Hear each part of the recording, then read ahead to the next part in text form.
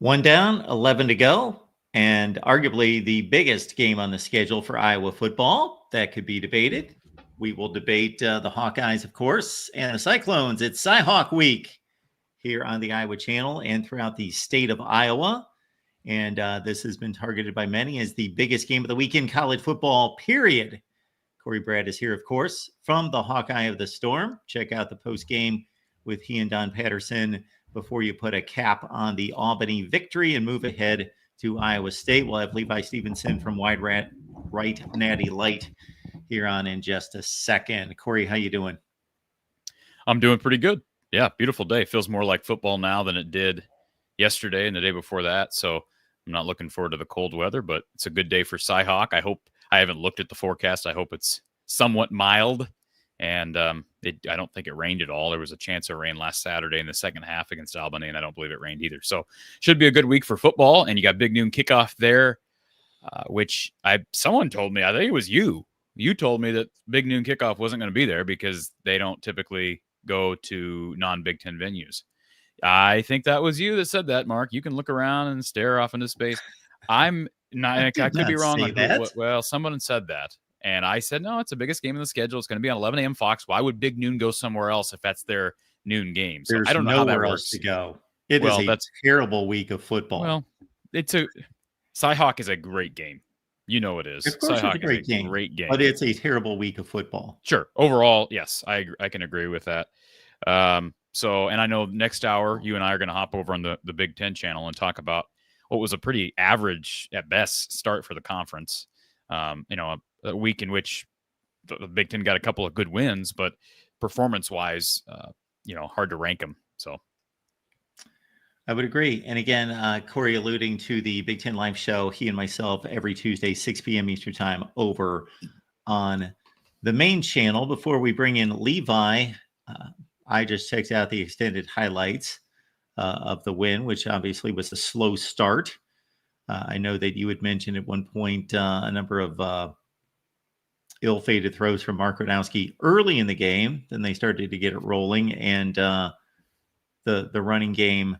Again, I went by the extended highlights, so did not see the grind of the play-by-play as it ensued. But obviously, they were down 7-3, so the defense gave up a drive and then shut it down from there.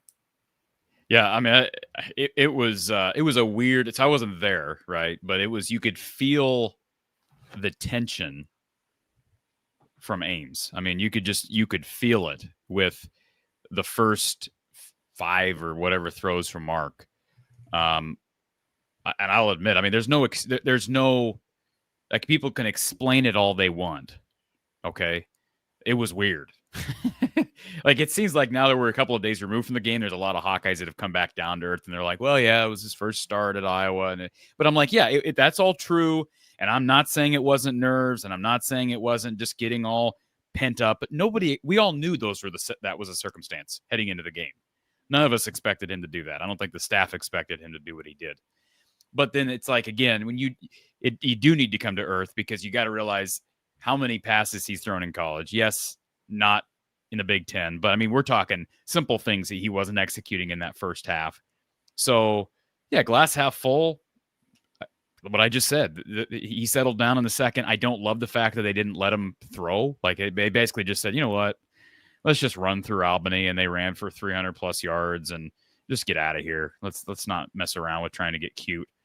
The only thing I don't like about that is you're not giving him an in-game opportunity to fully beat that rust off. But he did play better as the game went on. When he was called upon to make plays, he made them. There was just nothing special or spectacular about what he did.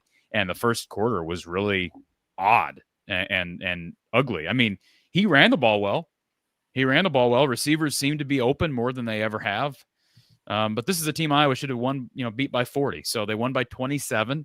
Nobody's going to care if Iowa goes out and beats Iowa State this week. Nobody's going to care that they only won by 27. But it is one of those things I didn't expect. So, I don't know what else to say about it other than I did not expect a 44-yard passing day from Mark Rowski game 1, but we'll see what it means. Last year they won 40-0 against Illinois State, and then went back, home and lost to Iowa State. So first game doesn't always give an indication. And Illinois State's a traditionally a better FCS program than Albany is.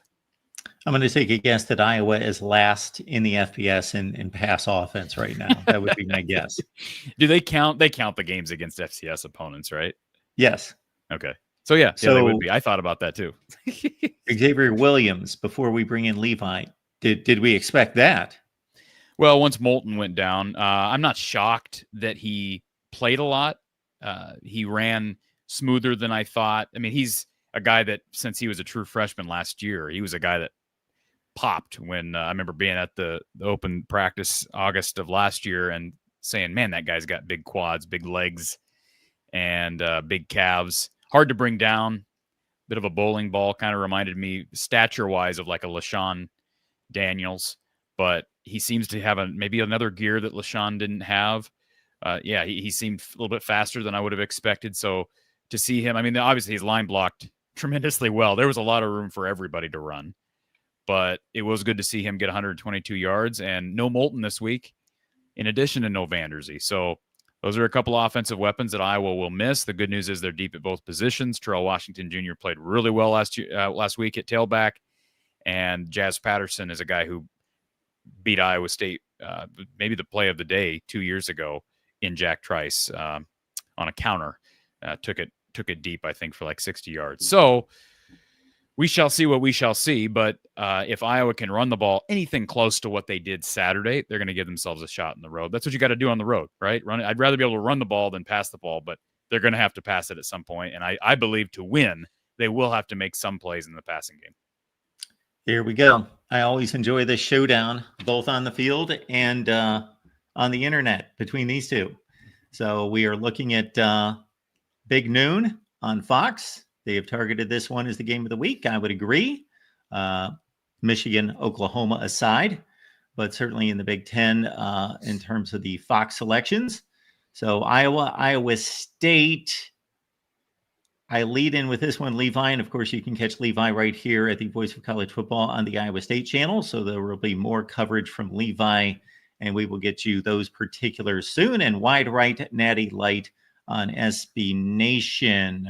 Actually, my stream's in a couple hours at 7:00 Central tonight, so you'll get all of your Cyhawk analysis you need over there too. Is there a chance that these will be the two best teams for their respective institutions? Not each one of them, but collectively that we will see by the end of the season. Could we look back on 2025 and say these are the two best teams from these two institutions on one field at the same time? In the history of what? Good question. In the history I'm assuming like the best combined, combined game as far as team quality go. Yeah, that's tough. Well, 2021, both teams came in ranked, and there was all this hype about. Yeah, Iowa 2021 State. would be up there. Now we ended up stumbling down the stretch a little bit, but going into the game, that was a very big deal going into that game because Iowa State was a top 10 team. 2019 was also pretty high because game day was at that game. Game day was at, well, yeah, it's funny because game day was at 19 and 21. Right. I am aware of both of those games and the situations involving those teams. That's why I asked it. Yeah. When you look back on only this other season, one- because Iowa State stumbled to 7-6 that particular year. Right. Iowa won the West, but were they really that good in 2021? What'd they do? And then in 2019, obviously, Iowa finished 8-5. I don't remember Iowa State. 7-5. Hold on a second. We No. both. No. No. Iowa won 10. They won 10 games, Mark, in 2019. You're confusing the years. They won 10 games. No, I'm not confusing anything. I'm just saying they weren't that great. You said they were no. Hold on a second. 2019, not 2021. Yeah, you said 2019. They went 8-5. No, they did right? not. They won 10 games. And that's what I'm trying to correct you. They won 10 games in 2019. They beat USC in the Holiday Bowl. Yeah, that's right. The Holiday Bowl. So anyway, there's so many 8-5s to work through. If you're looking at besides 19 and 21, the only other one I can think of in the at least recently that Corey and I would have any memory of would be maybe was it 2002? Brad Banks. Iowa State ended up winning that game fairly handily in Kinnick, but that was a pretty good Seneca Wallace team, and Brad Banks was on the Iowa team. That was maybe the only other one besides 21 and 19. But see, like that was kind of the opposite. Like we didn't, I think after, and I was 6 years old, but just history of that, like we didn't know that Iowa was going to end up being really good that year when they lost to Iowa State.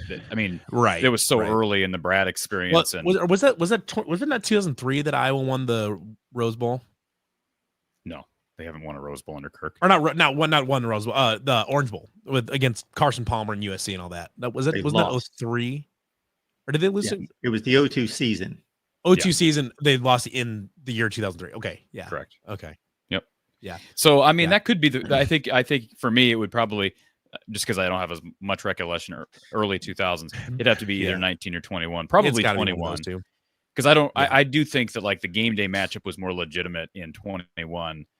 I feel like in 19 they were there because it was a rivalry and they were two good teams, but I don't remember thinking like these are two really good teams. This could be a really good Iowa State team. And heading into the year, I had Iowa winning 9 games. We'll see if they end up being a good team. But I mean, I would probably still say 2021 for me. Because remember, Mark, Iowa State was not only coming off that BCS Bowl appearance in 2020, Iowa closed that season out with 6 straight wins. Yeah. May have been more had Missouri and Michigan not canceled. So, yeah, I think that one would probably be at the top of my list as far as pregame hype. Yeah, coming into the game, I think it's got to be 21. Yeah, but this is a good one. Yeah. Do you remember the little tribute I made for you after that game, Levi? You don't remember the little bit of tribute I don't know if I do. Post it on YouTube. This was before. Yeah, this was pretty early in the life of my platform. So I think I looked the other day and it had like, how many views did it have? Maybe like 300 views, which a friend of mine said, how does that gem not have more than that? So anyways, but yes, and I didn't call you out by name, but it was just a lot of the pre-games. There was a lot of confidence from Iowa State going into that game. I feel like that confidence at the time was deserved. I mean, you had and I think it's deserved this year. Yeah. I think it's deserved this year. I do think we can talk about it too. I think the difference between that 2021 team and this team there's big differences that are very important for this. Okay, so tell me what the differences are, because heading into 2021, what I remember you saying is that they had better linebackers than Iowa, better tight ends than Iowa, better corners than Iowa, better quarterback than Iowa, better lines than Iowa, and better special teams than Iowa. So I would be surprised if I brought the lines. I'd be surprised if I brought the lines into it. Because you said Iowa State fans, in the Matt Campbell, Iowa State fans are noted like skeptics of the offensive and defensive line. But I mean, I would not be shocked if I said quarterback, running back, tight ends, linebackers, and maybe safeties. It wouldn't. Real quick, the most laughable one, and this isn't your fault because Iowa State had good linebackers, but you had no idea who Iowa's linebackers were. And I remember you calling Jack Campbell, "Oh, he's tall." Okay. I hope you learned your lesson. I hope you've learned from that. But I hope you learned from that experience, because Iowa also the linebackers just dominated that game. You had Seth Benson with a pick. You had Jack Campbell with a touchdown. You had Justin Jacobs with a strip that ended up in the touchdown. Brock had a horrible game, and Matt Hankins had 2 picks in that game. It was the week after week before Riley Moss had 2 picks against Indiana, and then it was Matt Hankins against Iowa State. Yeah, Brock had a rough enough game. We saw Hunter Deckers that game. We did see Hunter Deckers that game. Think about that, Mark. They pulled Brock Purdy. And then Hunter Deckers won Kinnick the next year. I guess he did. Well, what a world we lived in. If you consider, what was it, 10-7 winning? Listen, there's a W next to that. There's a W next to that game on the schedule, and that's what matters. Arlen Bruce. If there's anybody that can appreciate an ugly W, I feel like it'd be an Iowa fan. Oh, sure. No, absolutely. Yeah. Hey, last year was weird. I mean, we don't have to reflect on last year's Cy-Hawk game, but that was a weird game because if I recall, it's been a long time since I went back and watched it. But and I'll probably do that this week. I watch it probably weekly. Of course you do. Thank you for admitting that. But I just want to say, I remember at halftime of that game last year being like, man, it feels like Iowa dominated that first half, but it was like a 1-score game. It was something ridiculous. Iowa dominated that first half last year, and it was way too close. They dominated a couple early possessions. Like there was the first 2 possessions of the game when they had Iowa State backed up inside their own 10. And Rocco threw I think it was a pick 6. They're like those first 2 possessions were obviously Iowa dominated those because of field position and all that. The rest of the first half, I don't think it wasn't like it wasn't a massive gap or anything like that. I think the first 2 possessions maybe skew that, but I mean, obviously Iowa won the first half. They could have been more opportunistic with. They could have been. Yeah, they absolutely the play they had in the first half. Yeah, absolutely.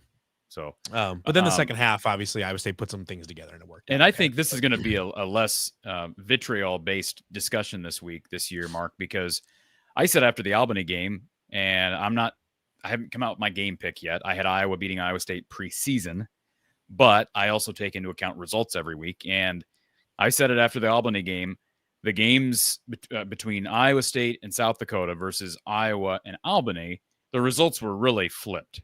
Like I expected Iowa State coming back from Ireland, a tough battle against a Big 12 team, to struggle against a solid Missouri Valley Conference team. And I expected Iowa to roll in an opener. And the other aspect of Iowa State's schedule was that's a perfect time for a letdown.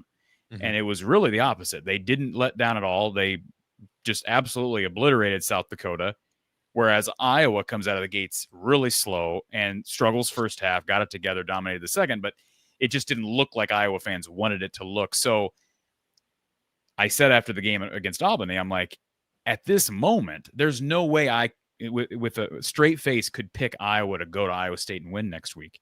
And it doesn't mean it can't happen. And I think I've missed this. I've picked this game. The last 3 years, I've missed every one of them, if I'm not mistaken. I don't know who I picked in 2021, but I know I've missed my last 3 picks. And so that makes sense because the road team has won the last 3 years. Well, right. More than that, actually, last 4 years. Wait a minute. Last 5 years because they didn't play in 2020. Because they didn't play in 2020. The road team has won the last 5 games in this series, Mark. Now, Iowa's won 3 of those 5, and they'll have a chance to win 4 of 6 this year. But I don't know what to expect Saturday. It just, to me, it just totally depends upon, can Iowa establish the run early, and will Mark play like Mark is capable of playing? I mean, I'd like to think he's going to shake off the rust, the jitters. I think going on the road and playing away from Kinnick is a good thing. I'm sure happy that they got Albany to shake some of that off, but until I see it, I can't count on it. Maybe some people can. I struggle to jump on that train, and I do think Iowa's back end, the corners, could prove to be susceptible. This isn't news to Phil Parker. That's why they brought in a guy from that South Dakota program to help them at corner. And Shahid Barros has not really emerged as one of their 2 or 3 best corners. So, yeah, I mean, Deshaun Lee and TJ Hall are going to have to play great. You're going to have to see great play out of Cohen Entringer and Xavier Wampa. I thought the D-line got better as the game went on, but I did expect them to be a little bit more dominant against that Albany front. And they weren't really. And I give that Albany quarterback credit. He played well. And they could be a better FC. I said that too. They could be a better FCS team than we think they are. Like the new coach, they got the transfer portal. Teams do make that kind of jump, especially at that level. That's possible. But nevertheless, there are areas that I'm a little bit concerned because they just weren't as dominant really anywhere except the run game as I expected. There's a couple things you said in there that I wanted to add on to. Actually, one thing I did think of earlier that you mentioned in the very beginning of this before I hopped in, the forecast for Saturday is 65 and partly cloudy. Perfect. But anyways. Wow, that's cool. That is really cool, Anna. That's got to be one of the cooler days we've had so far this summer. The last however many Cyhawk games in Ames were hotter than sin. Man, It turns into a frying pan. But anyways. So time to bust out the old black uniforms. Right? Yeah. I would imagine they're going to wear those gorgeous red script helmets again. But by the way, real quick, I don't mind the script helmets. The Coyotes script helmets were better. I mean, those are awesome. They're pretty cool. Those white yotes, they say yotes on them, Mark. Yeah. So great. we have ones that have a red script Cyclones on them. Yeah. We've worn them for a number of games. Those are pretty sweet too. So anyways, the point you brought up though about how the results from this past weekend were a little bit flipped from maybe what we thought might have happened. And that goes actually back to what I was kind of alluding to before with the difference between this team and the 2021 team. So the 2021 team is an interesting because obviously talent level off the charts on that team. Tons of NFL players all around the ball. But that team, both sides was both teams. Oh yeah, both sides of the ball. Yeah, NFL players on all over the place on both sides of the ball. That team was very up and down all that season. We saw them. There was times where they'd play up, they'd play down. They weren't winning close games. That was the dig against Matt Campbell for a long time, is they didn't beat ranked teams, didn't win close games.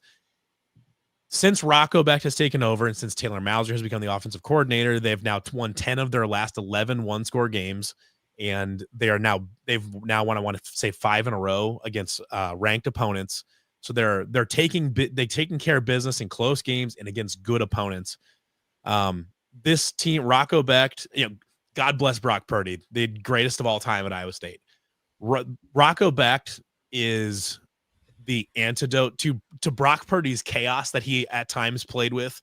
Rocco Becht is the absolute antidote to that. He is as rock steady as it gets, and especially if with the game on the line in a fourth quarter situation, it's a 1-score game or it's a tie and he needs a big third down. You about bet your mortgage on Rocco Becht making the play. He just has over and over and over again made every play that Iowa State needed to win a football game. Does that mean he was perfect for the first 3 quarters? Absolutely not. But what it does mean is that when you need a play, when Rocco needs to step up, Rocco is the quarterback you want behind under center. This team, I think the 2021 team, if they had gone to Dublin and then played that second game, they might have lost that game, because I just don't think that team wasn't where it needed to be mentally or whatever it was. There's a level of maturity, professionalism, whatever you want to call it, culture, I guess, if you want to call it that too. This team that to be able to go off of a really difficult travel situation with the Ireland game to come back and just take South Dakota, who's a very good FCS program, just take them back behind the woodshed and play damn near a perfect football game on both sides of the ball.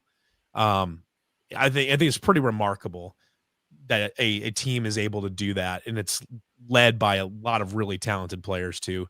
And we'll get more into this game, but I think that's the difference I was talking about, the 2021 team and this team. This team feels like the depth is there, and the team culture is just too nebulous of a word to really describe it, but the feeling is that this team is just much less susceptible to the high highs and the low lows. That they're going to be a much more consistent team throughout the season, just because of the roster makeup, the leadership on the team, and things like that. Here's my question. I think the matchup, if you're going to look at a specific matchup to follow, it's Orange and Jones, right? That has to be. Couldn't agree more. Yeah, the couldn't agree matchup. more. So my question is, let's look for a second at how Iowa played, because the one area where Iowa really did dominate Albany the way you're supposed to dominate a team of that level is up front on the offensive line. And I thought they protected Gronowski fairly well too, but especially with that ground game, you didn't know totally what to expect with a couple of new starters. And I thought the left tackles played well. And then Cade Pieper played well. So I'm just curious. That's the question for me is Iowa going to be, they're not going to go out and run for 300, but are you at all concerned with line play from Iowa State? I know Orange is really good, but are you concerned that maybe Iowa dominates on the ground for a while? I mean, yes and no, because I mean, obviously that's what Iowa's going to try to do. So that's your main focal point there. The good part about Iowa State having played 2 games already, but then one also played Kansas State ahead of time, is that while Kansas State is a little bit more dynamic on offense, they've got some better athletes. It's the same general concept. You're still running kind of like you're still running calling Iowa a power spread is tough, but it's kind of, you're not that far apart. Kansas State and Iowa are fairly similar teams, just with different athletes at skill positions and stuff like that, both offensively and defensively, actually. So Iowa State has has played well against a fairly decent analog to Iowa, because ordinarily Iowa at this point in the season is completely different than anything Iowa State's going to play till like November. Iowa State's already got that off the schedule and already beaten a team like that. So that's encouraging. And we saw that Kansas State is who won was, I want to say they were top 5 in the country in yards per attempt on the running game last year. They were very, very efficient in the running game. Held Kansas State to virtually nothing on the ground 2 weeks ago in Dublin. And especially with a very good running quarterback in Avery Johnson. So Mark Gronowski being able to run the ball is obviously great for Iowa. That's a different dimension that they just have not had in a long, long time. Iowa State has already played a quarterback that is a better runner than Mark Gronowski. Now, does that mean that he's a different runner? He's not nearly as physical as Gronowski can be, but Gronowski likes the contact. I don't know. Yeah, Avery Johnson is a coward. I've never seen I'll say this about Mark on Friday, Saturday, and he would say the same thing. There wasn't a lot to look at. There was like, wow, he was really good. But he came in and there was one play where they called forward progress when he got hit. And I mean, the defender blitzed and ran right into him, and he just took it and stood there, and then they blew the whistle as he's throwing, which they shouldn't have blown the whistle, but he really does look for content, Mark. He's a physical runner, and he's a point of emphasis for, I would say, as far as tackling goes and stuff like that, making sure you're not missing tackles, which for the first 2 weeks, the defense has done a very good job of tackling and wrapping up when they need to.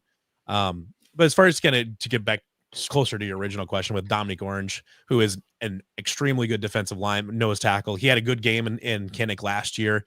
He's had 2 very good games so far. With the way Iowa State's defense is structured with a 3-3 stack, I mean, the nose tackle he's the linchpin of the entire rest of the operation in defending the run. So if Dominic Orange plays up to his ability and plays kind of like he did last year, that's a great start. We've seen a promising start from McKinney Eziogu at one of the other end spots, doing a good job shooting gaps. He knocked down, I want to say 3 passes against Kansas State, batting them down at the line of scrimmage. He's really big body. He's like 6'6", like 6'6", 285, big size. It was always kind of a question of like motor. He's newer to football, so it's getting up to speed with the college game and his motor and stuff like that. But the early signs of this season so far have been very good. You have Tomatolo McDonough on the other side. The other defensive end has had a couple good, he's not played a ton of snaps so far, but the early returns are fairly good. The big thing with Iowa State that they'll have this year that they didn't even have last year in the Iowa game is having lots and lots of depth at linebacker. So far, the only major injury we've seen there is Carson Willich. It's not really a major injury; he's just questionable for Saturday. But Caleb Bacon has had a good return to form after missing basically all of last season. Cooper Ebel has been really, really good the first 2 weeks. Will McLaughlin, Cale Brzezina, I would say that a really nice showing from the linebacker group so far, and the depth that we knew that we thought the linebacker group would have, where they could play 6, 7, 8, even maybe 9 guys some games and feel pretty good about it, has largely come to fruition. They've been as good as we kind of hoped they would be. But part of Iowa State's run game too is the safeties. The safeties are a massive part in defending the run for Iowa State and coming down and meeting guys at the line of scrimmage. And fortunately, Iowa State's safeties have been better than advertised. They've been good enough. They moved Jeremiah Cooper to corner to make room for another safety in Kajon Cummings-Coleman. Kajon Cummings-Coleman, Marcus Neal, and Jamison Patton have been a very, very good trio of safeties so far. Cummings-Coleman has had, he's a freshman, so he's had like a couple spots where he looked like a freshman, but for the most part, he's been very, very good. Marcus Neal was incredible in Farmageddon. If you guys watched the game, he was a safety coming up and regularly hitting Avery Johnson at the line of scrimmage on the read options. He was very good. So right now, I would say its run defense looks pretty good. They've got lots of depth there. It's where if Iowa were to try to sit back and go old school like Sean Green, just try to pound, Iowa State's got the depth to withstand that for quite a while. We'll see. The scheme wise, so in my opinion, it'll be largely dependent on scheme and winning individual matchups, winning individual running back talent, things like that. So I don't know if worry is the right word, but like it's definitely like a focal point when you're defending Iowa, like it is any other year. But they've got a good stable of running backs, but Iowa State's got the defensive depth to sit there and withstand a persistent Iowa running game.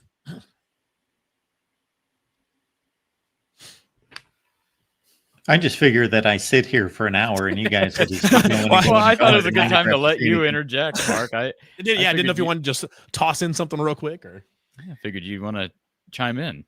Well, I thought there was no question that Iowa State, even though it was still a ball game with about 3 or 4 minutes left, that Iowa State was a superior team to Kansas State, at least on that day. They were just the better football team, and obviously could have pushed it in for another score. Well, but they were the better football team down the stretch, but it was not apparent at halftime. I mean, but that game was really close. That was the diverging point. The second half, Iowa State was very clearly. Yeah, I agree. Ahead. I agree. Yeah. The first half was ugly because of the weather and first. And so now a lot of Iowa fans are pointing to Kansas State's struggles against North Dakota this past weekend. What do you make of that? If just knowing from experience and knowing how consistent of a program Kansas State is, I wouldn't read into that, because they also had a very difficult travel situation. Yeah, Iowa State handled theirs very well. Kansas State obviously did not.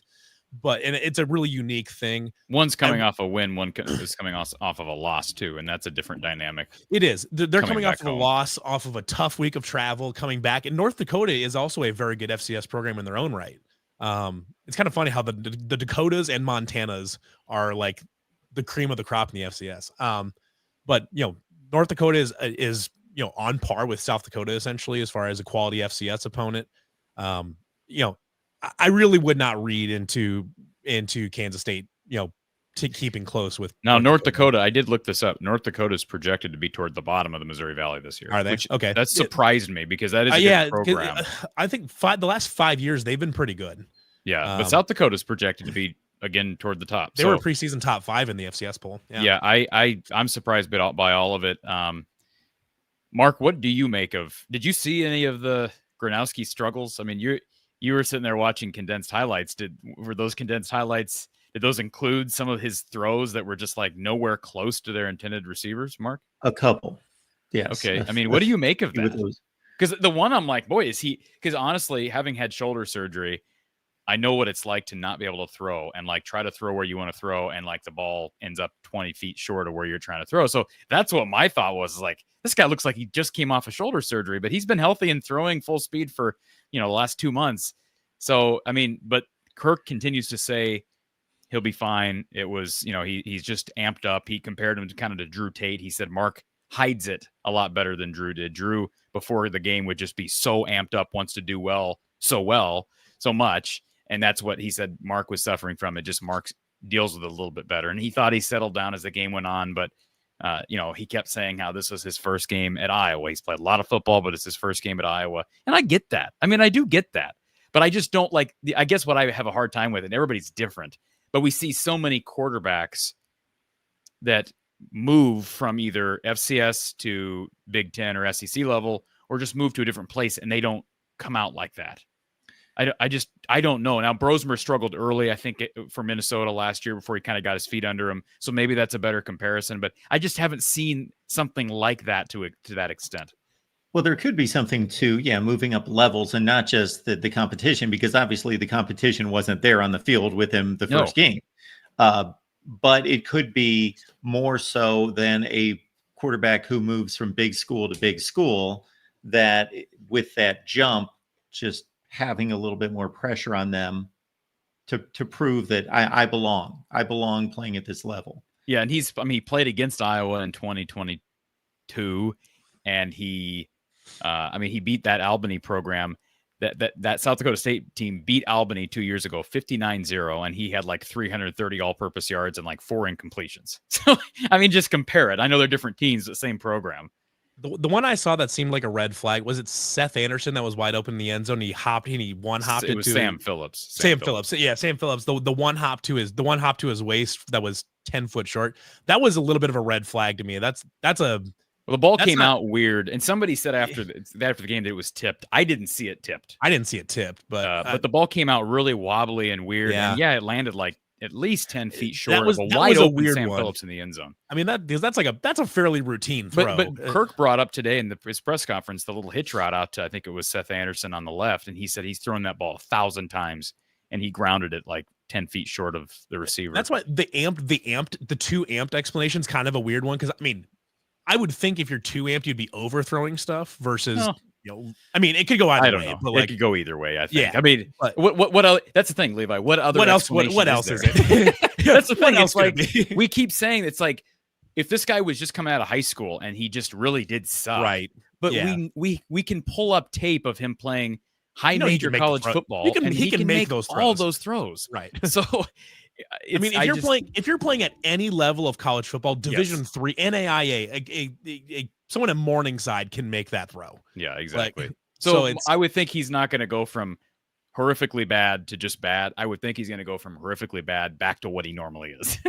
And I think that's what Hawkeye fans hope.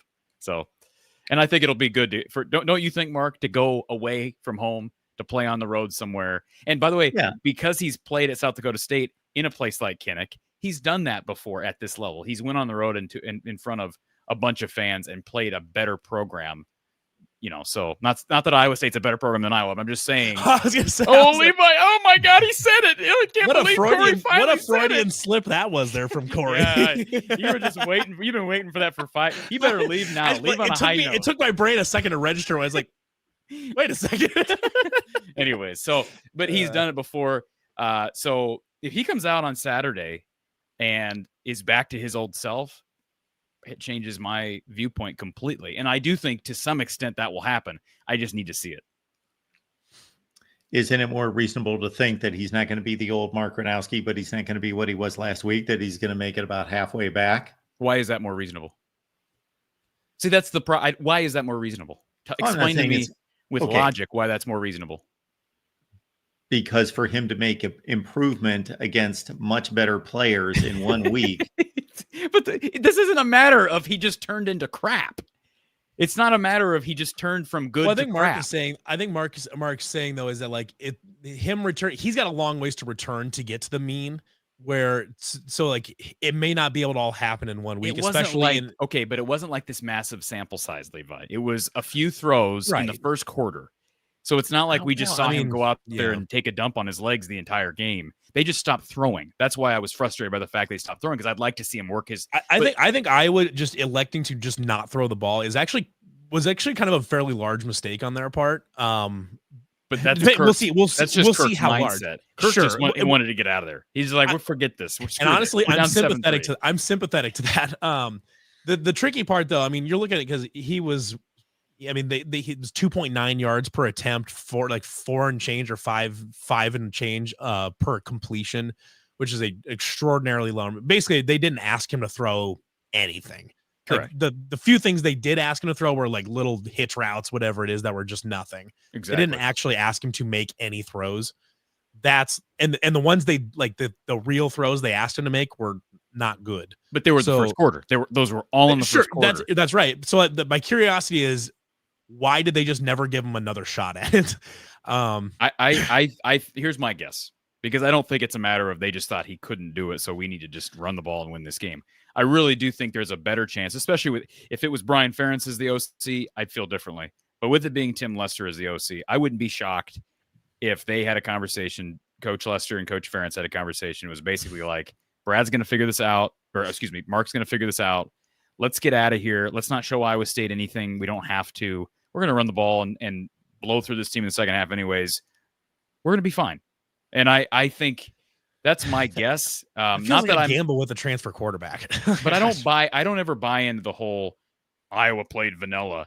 But I think this year, given the circumstances on Saturday, there's more of a chance that happened down the stretch. Because like you said, they didn't ask him to do anything down the field. You can't possibly convince me with Tim Lester as OC that they're not going to be trying to make shots down the field at some point Saturday. I just can't imagine that, unless they just run the ball down your throat. I mean, if I was running for three bills, then who gives a shit if they get past for 40 yards? But like, I think it's reasonable to expect that they probably won't do that on Saturday unless something goes catastrophically wrong for Iowa State.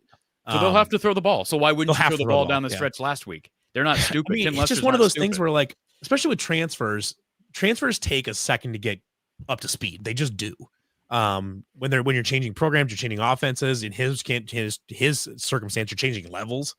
You have to, like, Iowa State's going to play faster than Albany did. He's playing in a new offense. Like, to me, the idea of holding stuff back on tape is one of the most overrated things that coaches do, is this weird thing of gamesmanship. Unless it's like a brand new coordinator. I mean, Tim Lester was the coordinator last year. I mean, right, but there's not like, I think it's fair to say that they were limited with what they could do last year. They didn't have receivers that were capable of certain things, and a quarterback that was capable of certain things. And now I think they believe they have both of those pieces. Yeah, the problem is we have no idea because we didn't see it. But that's a good problem if you're Iowa. That's my point. That's a good problem. And if you're Tim Lester, that might have been the risk reward is how much do you think you've got nailed down, and you feel like we don't have to run it this week to be able to run it against a very good defense at Ames next week, versus we need to run this and make sure we can do it. Or the thought process is we've been running against our own defense, which is really good all fall camp. So why do we need to prove it against this Albany defense? That might have been the thought process too. Maybe this year is different because it was Albany, and this is a second-year offensive coordinator with finally at the quarterback and receivers that can create separation. I'm giving you a bit of a conspiracy theory, but I don't think it's that far-fetched. Yeah, it's not, it's not like I would be shocked if Iowa doesn't get somewhat more creative in the passing game. I mean, they have to. They have no choice but to get more creative in the passing game. If they don't and they can't run for 300 yards, they're going to have a long day. But, assuming they can't run for 300 yards, they have no choice but to do more in the passing game. So I agree. What we're have to see. I mean, it's kind of one of those. Now the variable is, here's the variable. The variable is they wouldn't have to run for 300 yards and not throw any. Like if they threw for 50 and ran for 200 and the defense performs well, they've proven they can win games like that all day long.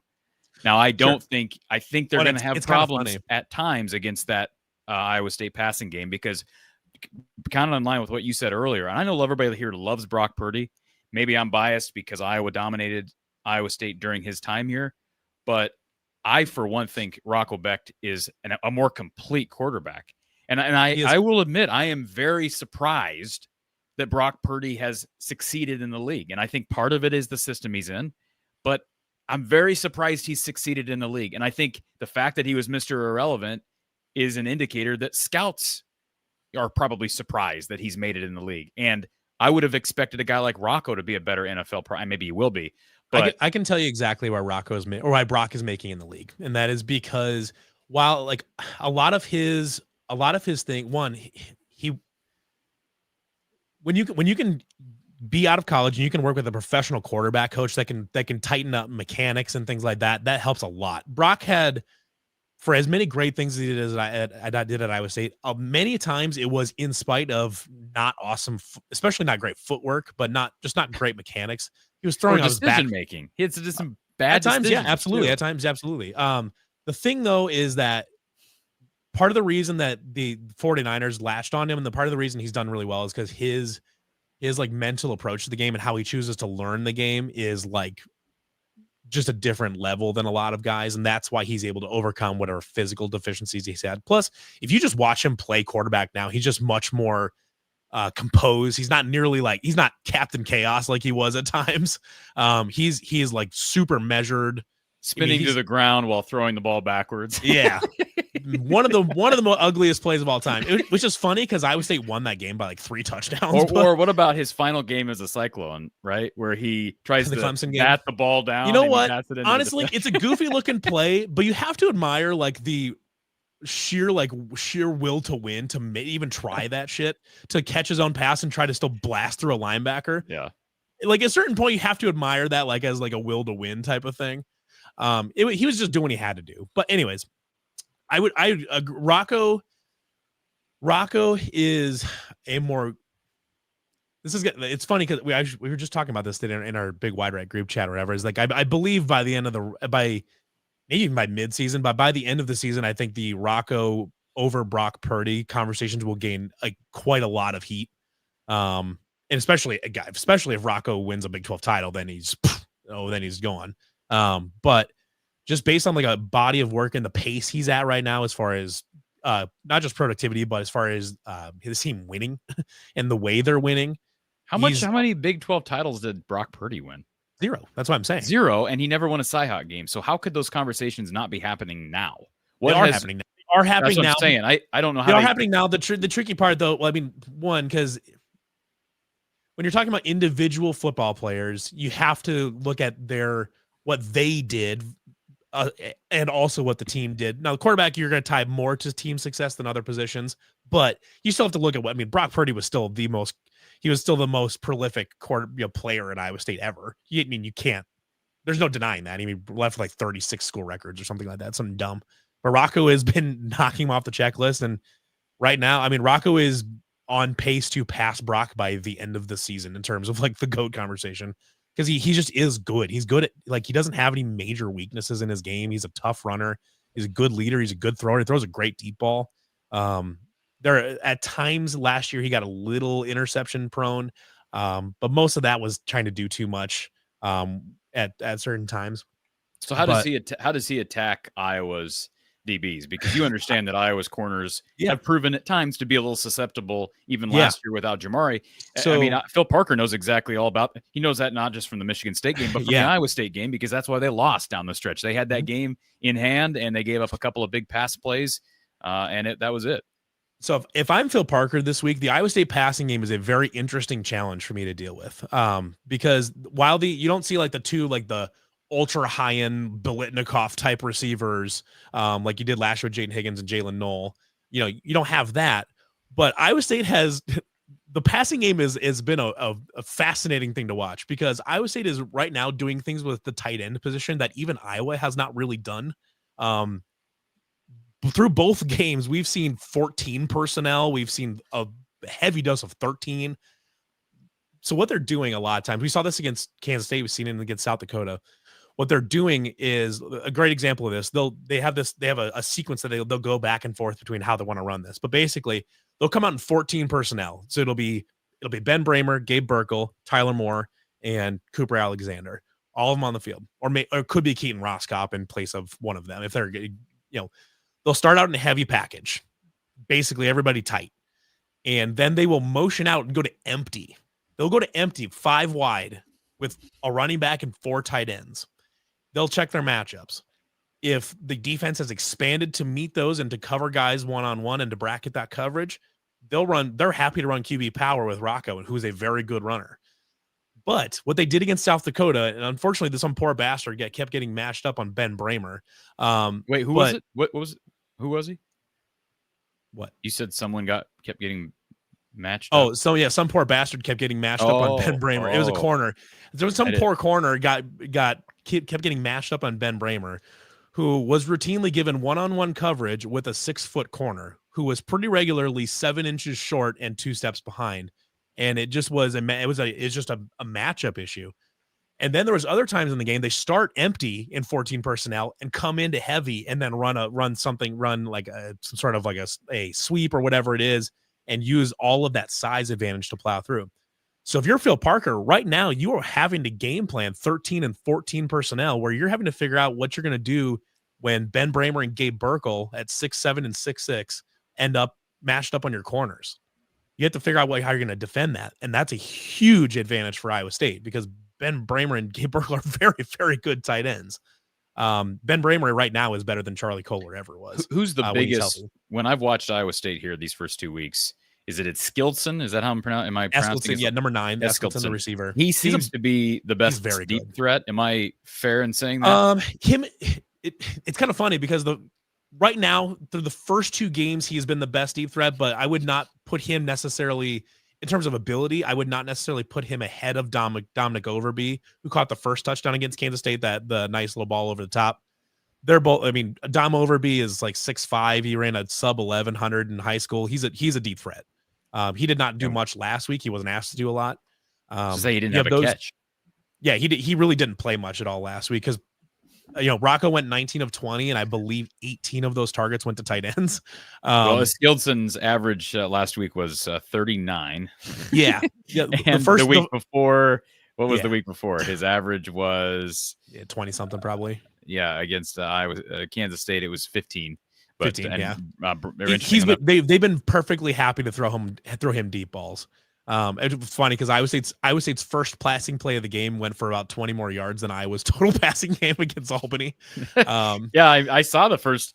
I was eating at a Mexican restaurant locally here, and of course it was dead because everybody's at the game. Everyone's at the game. And I'm like, wow. There's Corey just munching on some queso while Iowa State beats the shit out of South Dakota. I told people on the postgame show, but I actually went in to the game. I had a ticket to go into Iowa State versus South Dakota just to scout out, because it's been a while since I've been. It's been 2 years since I've been in. What'd you think of the new video board? I honestly didn't even notice. Is it on the south side or north side? The north, the big one on the north end. That's like 100 feet. I went over and stood around like the hillside area where they were warming up. Okay, yeah. So you couldn't have even seen it. I wouldn't have even seen it on that side. Yeah. So no, they got a brand new video board, and the sound system's rips now. Okay, I did see. I took a picture the other day. I went into the front of the football complex, and I took a picture of that. All these people, including Iowa State fans, that like to make fun of Iowa for hanging banners because of bowl trips, and they got They got a trophy in there. You guys got a trophy in there because you qualified for the Big 12 championship game. You didn't even win a division. Did they give a trophy for that? There's a trophy. You want me to show it to you? Here, how about I show it to you? I don't care. No, Sure, whatever. You want to see it. Mark, I know you want to see it. What you should have looked at is the fully functioning toaster trophy from the Pop-Tarts Bowl last year. Greatest really trophy in sports. Does it really function?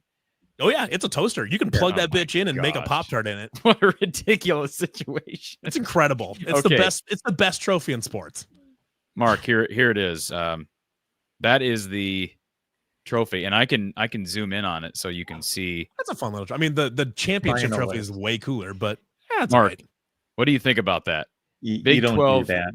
championship finalist. No. I mean, come on. It's worth noting Iowa State did not make the trophy. But They why were are we given the giving out trophies? Trophies. We're giving away a big trophy. I would for be this. shocked if the Big Ten doesn't do the same exact thing. Does Iowa have Big Ten I championship have never losses?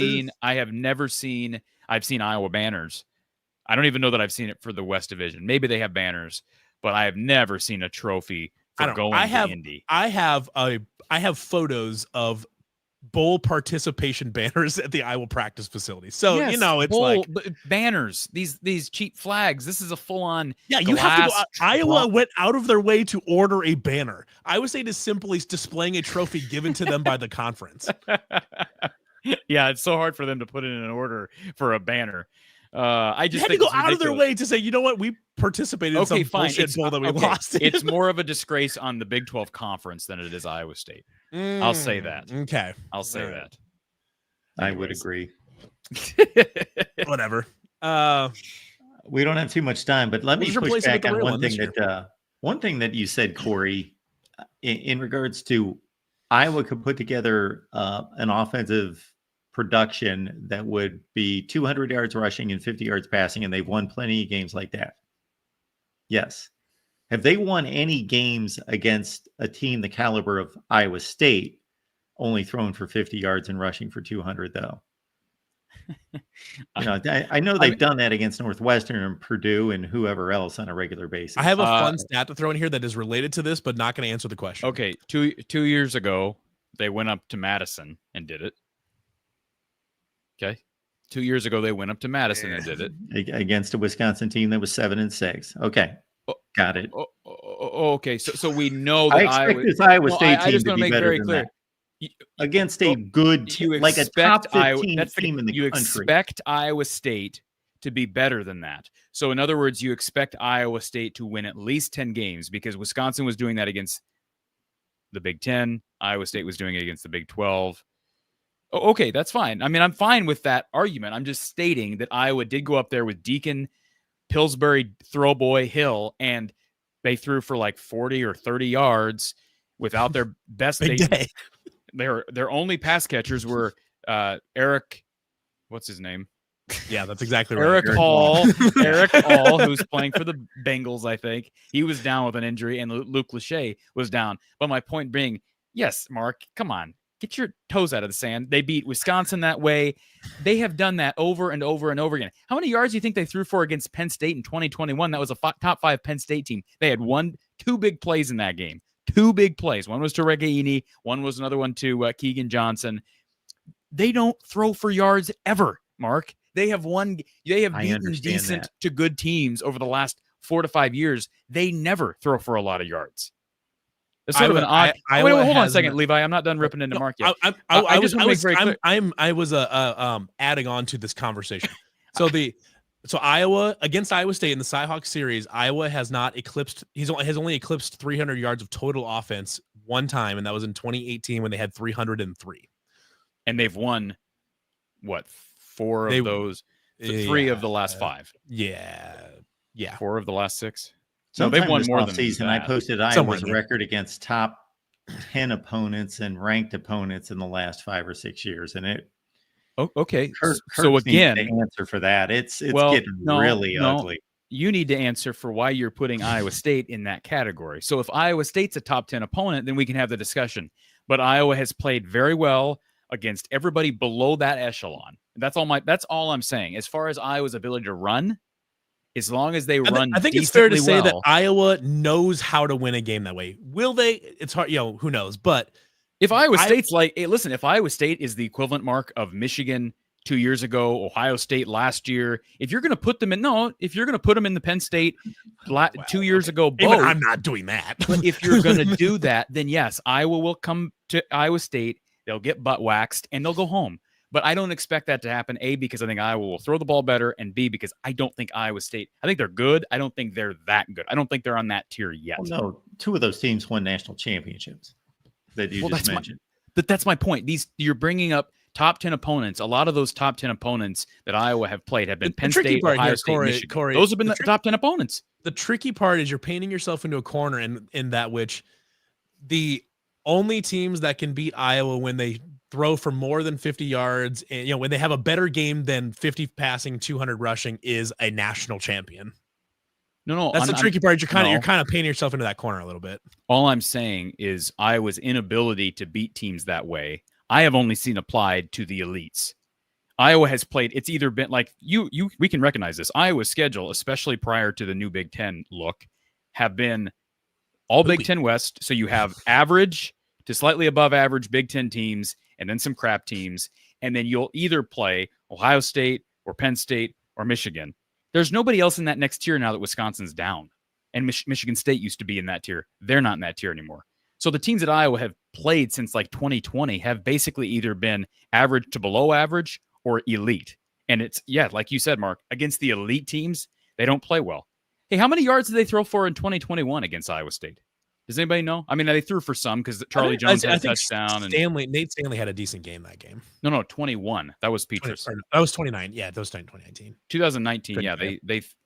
But they had a touchdown to Charlie Jones in that game. 2019 was a fascinating experiment in college football. It's a 6-hour game. Yeah, 6-hour thunder and lightning delay. Fucking Datron Young running on the punt return. I would, for me, I know for a lot of Iowa fans were more excited for this past weekend, and that seems like reverse of what you would expect because it was against Albany. But it was the hype of a new season and a new quarterback.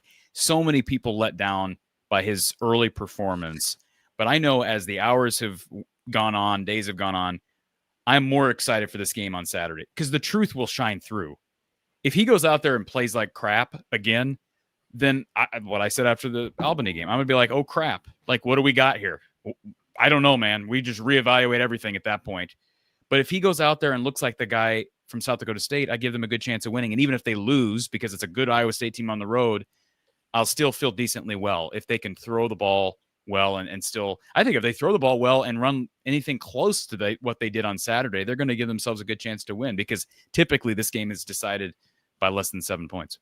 I was going to say something entirely different up until this last statement that you made, Corey. I was going to say that you seem less confident in Iowa winning this game than any game we've previewed, not any Iowa State game, any Iowa game we've previewed other than them going to Columbus, Ohio. Other than those two games, when have I been?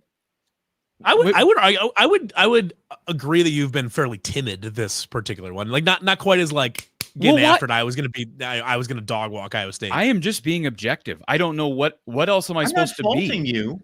I'm just making an observation. Listen, all I have to go on is what we saw Saturday. Yeah. And what we saw the previous Saturday from Iowa State. And I know that may upset Iowa fans. That's all I have to go on. I have hope that Iowa will play the way I thought Iowa was going to play heading into the season, but I have to see it. And like I said earlier, I've picked the wrong team in this series at least 3 straight years. So I'm not saying I'm going to pick Iowa State this week, but maybe I should. Maybe I should just pick Iowa State because maybe that means good things are going to come. But no, I think that's a little. You're being a little bit melodramatic, Mark. I hate to say it. You're being a little bit melodramatic because there have been other games that I've been less confident in for Iowa to win than Iowa and Iowa State and Iowa Ohio State. Okay. Do you really think you think I thought Iowa was going to beat Michigan the second time around in the Big Ten championship? I did not pick Iowa. There are a few exceptions to what I just stated, but yes, they are very rare. Make it largely a behavioral observation. It is a road game against a top. What are they ranked now, Levi?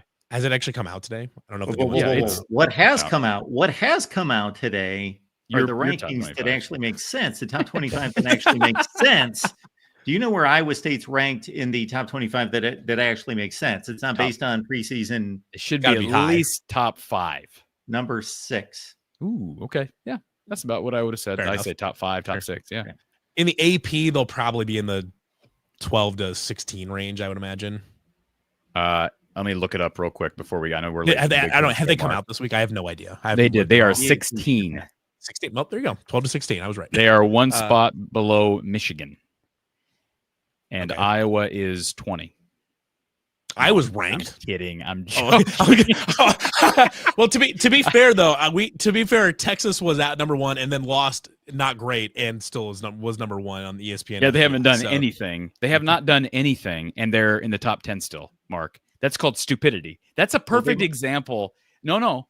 That's a perfect example of stupidity. Yes, they played Ohio State close, but you're telling me there aren't more than 6 other teams in college football that through wins and through...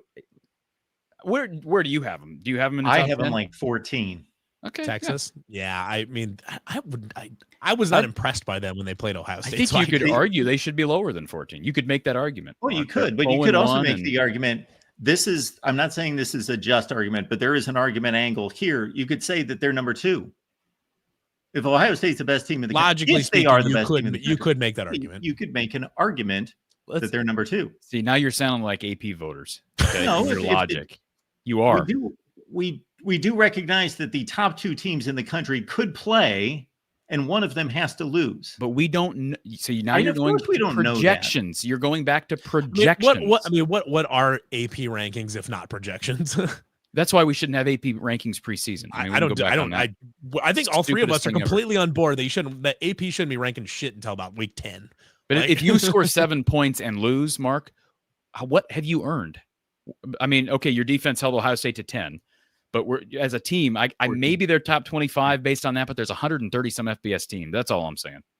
People probably have no idea what we're talking about because a lot of the people here are used to the way AP polls and coaches polls are done every year, and it just is normal that Texas is still in the top 6 or top 7. You're talking Penn to State you're should talking not to a be Big number 12 2. fan here, yeah. If we're talking about results on the field, Penn State should not be number 2 when a bunch of other teams went out and beat legitimate teams, including agree. Iowa State. Yeah. Nebraska should probably be. What are they? Are they ranked? They're not even ranked. I'd probably rank them at this point. I've got them ranked. Again, I don't believe that they're one of the 25 best I don't teams either. in the country, but they have one of the 25 best wins in the country. On a resume basis, they're Yes. top 25. Yeah. Yes, and we all absolutely. agree that the polls should be based on resume, not what we think, not recruiting rankings, not transfer rankings, none of that. Yeah, the idea that you can do a preseason poll, but the idea, but like basically the preseason poll should be completely bifurcated from the week 0, week 1 poll. Like once there are Correct. games played, the preseason poll cannot matter. Period. Correct. But then that means you're going to have to just wipe the slate clean and start with all new people every year because those AP voters have no idea how not to look at these teams based on perception and all this crap. Mark does, but no, these other people don't have that concept, and they also don't watch enough football to be able to rank appropriately. No. They don't. They can't. They These physically beat cannot. writers. You got guys who are literally team writers voting in the AP poll. Well, they that put spend their their team affiliation on the poll, and they spend their entire week and their entire Saturday watching their game and their game only. Yep. How stupid is that? The dumbest system we have. Does anybody honestly believe that the Clemson writer is watching either the Iowa or Iowa State game that weekend? Absolutely not. They're not watching. Now, that shit. this week might be their best chance of both teams getting look nationally. It shouldn't be that way, but that's the reality because it's a week slate. Well, this will be Iowa State's second since we got the Dublin game. Yeah, but, exactly. True. Yeah. So that's why I think we're starting to make there. But the problem is the Big 12 is a perception problem because the Big 12 had a real bad weekend last weekend, with the exception of Utah looked really good and TCU obviously looked awesome last night. There's like a few teams that have looked really, really good, a few teams that have been and a couple teams that have like Kansas State that have been disappointing. Yeah. I still think Kansas State, you don't need to worry about them. I still think they'll win probably 8, 9, probably not 10 games, but 8 or 9 games they'll win. They'll be Kansas State. But right now the perception of the Big 12 is not working in Iowa State's favor, but I think people have seen them play through the first 2 games and be like, you know what? Because, well, and actually, it's funny enough. Even the game last weekend against South Dakota was on Big Fox. It wasn't on FS1 or FS2 or ESPN Plus. It was on national TV. Which is So Iowa odd. State's played an international game and a national TV game. Was that? That's odd.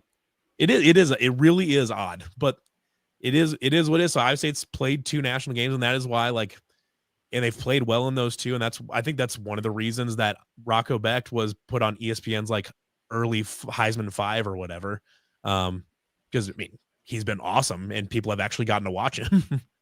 And unfortunately, because of the way our sport is scheduled, the Big 12 is not going to have enough opportunities to disprove what they showed in the first week of the season. There are very few opportunities. This is one of the best ones. Yep. If Iowa turns into a 9-3 type football team, then this is going to be maybe the biggest win, the best win for the Big 12 this season outside the conference.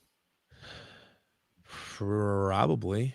Yeah. Unless Oklahoma State pulls off the unbelievable. Yes. Unless Oklahoma State does the most, somehow beats Oregon and Eugene, but and so for the Big 12 detractor out there 6 weeks from now, they'll simply ask the question, what's the best win in the conference outside the conference? But the follow-up question should be, how many opportunities were there? Right. And even though the Big 12 has largely not looked great, the opportunities are just so few. Yeah, there's just not a lot there. So, I mean, I would love nothing more than to beat Iowa this weekend and then have Mark Rowski magically turn into, Andrew Luck and let him do his thing. And then Iowa goes, 10-2. I would love nothing more than that.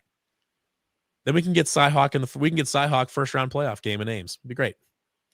All right, folks. Corey and I are headed to the main channel to do the Big Ten live show. We're leaving Levi behind. Levi will be doing his show on the Iowa State channel, and Levi simulcast here.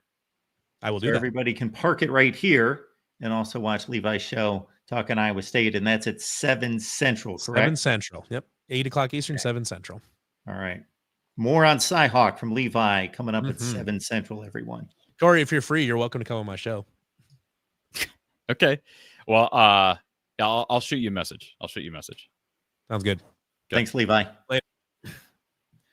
All right, folks. We are headed to the Big Ten live show. And in the meantime, for anyone that's not going to follow us there, Corey, when are you going live next? I don't have plans to go live before Saturday. So at the minimum, we'll be live Saturday. But obviously, people can. I mean, we're going to be releasing content on Iowa every day. And I just wanted to put in a quick recruiting note. I noticed this was retweeted by someone today with On3. I want to give credit where credit is due. I believe I'm pronouncing his name correctly. Iowa linebacker commit Billy Wavoda. He's from Georgia, committed to Iowa back in June. He has been offered by Michigan.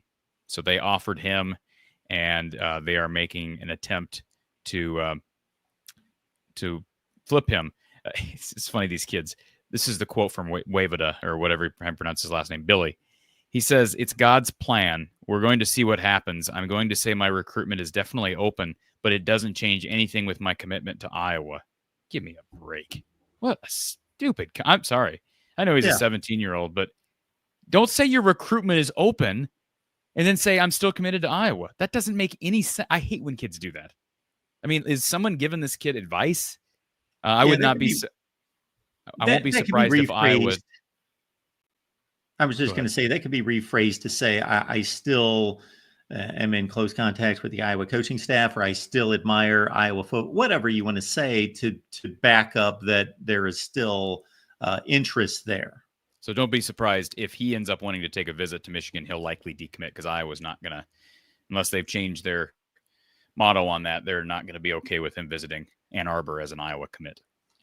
Our buddy Jackson Johnson has locked in just about every date in the history of this network and in college football in general. How he came up with this one, I don't know, but he's telling us that the 5th year anniversary, I believe it would be the 4th. I think we started in 2021. I think we're going into a 5th year, but September 15th, Corey and myself, Hawkeyes live. All right, we're going to talk Big Ten football for about a half hour over on the main channel, and we'll see you in 2 minutes.